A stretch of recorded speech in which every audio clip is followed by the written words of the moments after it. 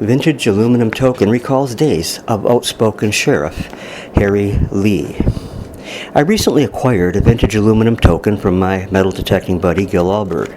This token is about the size of a silver dollar, and the obverse has an image of Sheriff Harry Lee and the year 1982, whilst the reverse has an image of a patch and reads as follows: Posse Sheriff's Office, Jefferson Parish, Louisiana.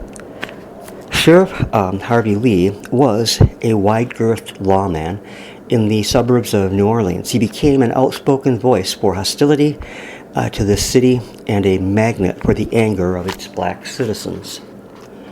In a state known for outlandish political figures, Sheriff Lee, a blunt-talking 350-pound son of a Chinese immigrant who, so to speak, ruled his vast domain in the suburbs for decades while proudly consorting with mobsters and infuriating the city at his doorstep with pronouncements about black criminality.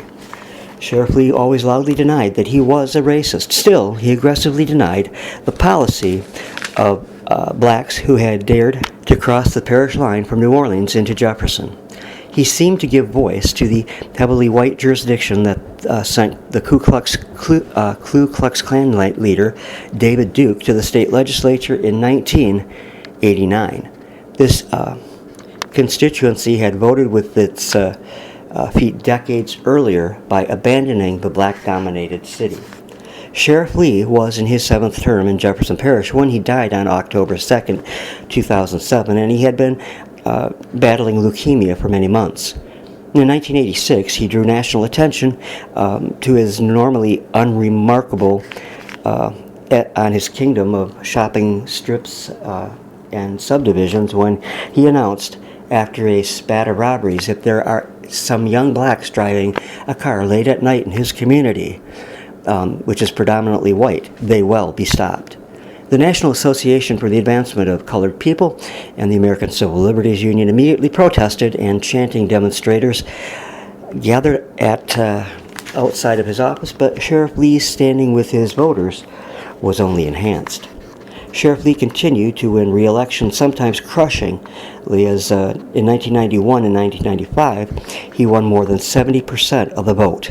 Only half-jokingly, he referred to himself as a king, and the digs that New Orleans did not cease. Sheriff Lee was a Democrat and an unbending friend of the disgraced governor, Edwin W. Edwards, jailed since 2002 on a corruption conviction and others.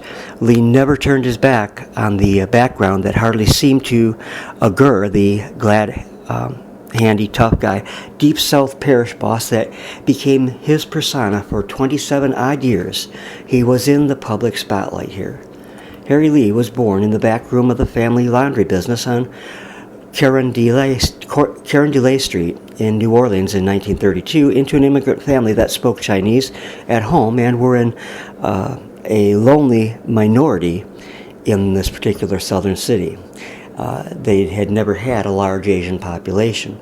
He was the first elected in 1979, and although there were a few close races, his closest battles were the very public one that he fought with his ever-expanding weight, a subject of continuing general fascination in the district that eats well and copiously.